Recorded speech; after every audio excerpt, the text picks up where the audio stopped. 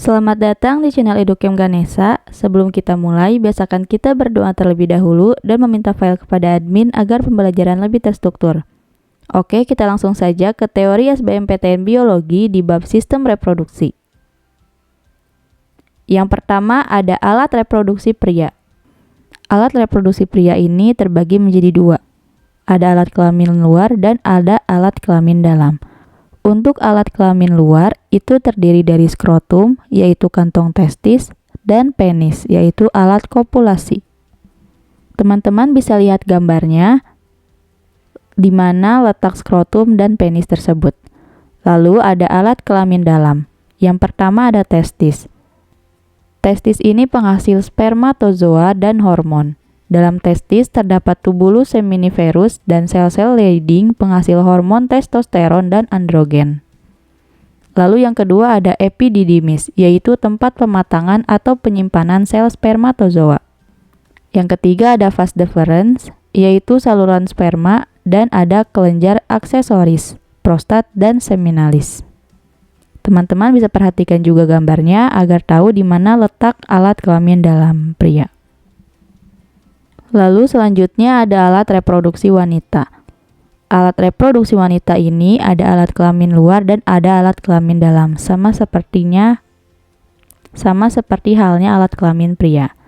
Untuk alat kelamin wanita di bagian luar yaitu ada klitoris.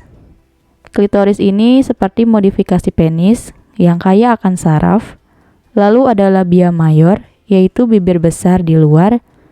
Yang ketiga adalah labia minor, yaitu bibir dalam, dan yang keempat ada celah urin dan vagina di bagian bawahnya. Oke, saya sudah cantumkan gambarnya ya. Jadi teman-teman bisa langsung perhatikan gambarnya agar dapat mengetahui bagian-bagiannya. Lalu untuk alat kelamin dalam wanita yaitu ada ovarium, berada di rongga perut dan penghasil ovum.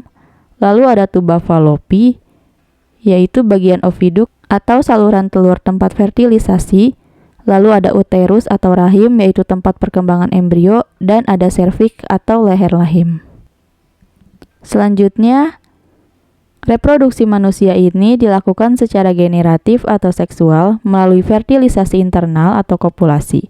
Perkembangan embrio vivipar itu yang pertama dari zigot, lalu ke morula, lalu ke blastula, selanjutnya gastrula, lalu morfogenesis, selanjutnya imbas embrionik, lalu diferensiasi dan spesialisasi, lalu organogenesis, dan yang terakhir individu atau fetus.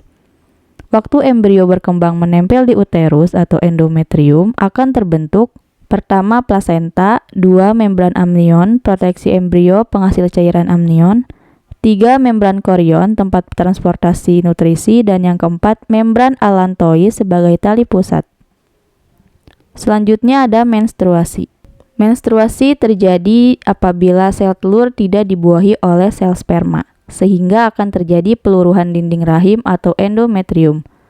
Proses menstruasi ini ada dua. Yang pertama fase menstruasi, di mana sel telur tidak dibuahi. Saat ini, korpus luteum menghentikan produksi hormon progesteron atau hormon yang mempertahankan dinding uterus, sehingga endometriumnya berikut pembuluh darah di dalamnya akan luruh.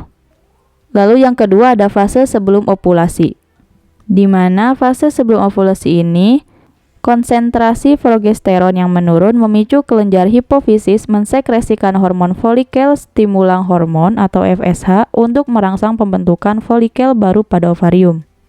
Lalu setelah folikel masak, dapat mensekresikan hormon estrogen yang berfungsi menghambat hormon FSH serta memicu pembentukan hormon LH untuk melepas sel telur atau ovulasi.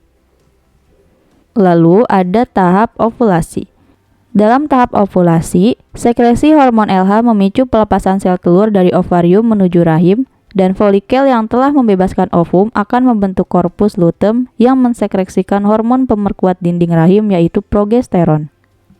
Dan yang terakhir ada fase sesudah ovulasi, di mana fase di antara ovulasi dan tahap menstruasi selanjutnya, apabila tidak terjadi pembuahan, korpus luteum akan berubah menjadi korpus albicans, yang tidak menghasilkan estrogen dan progesteron lagi. Akibatnya, dinding endometrium akan luruh dan mengalami fase menstruasi kembali.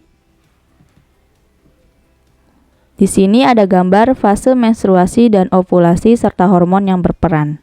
Teman-teman bisa perhatikan baik-baik. Lalu ada gangguan pada sistem reproduksi. Yang pertama ada sifilis yang terjadi oleh bakteri Treponema sp. Yang kedua ada gonorrhea, yaitu infeksi bakteri Neisseria sp. Dan yang ketiga ada AIDS atau Acquired Immune Deficiency Syndrome. Oke, sekian pembahasan teori SBMPTN Biologi di bab sistem reproduksi. Jangan lupa subscribe, komen, dan like jika video ini bermanfaat. Teman-teman share sebanyak-banyaknya ya. Sampai jumpa di video selanjutnya.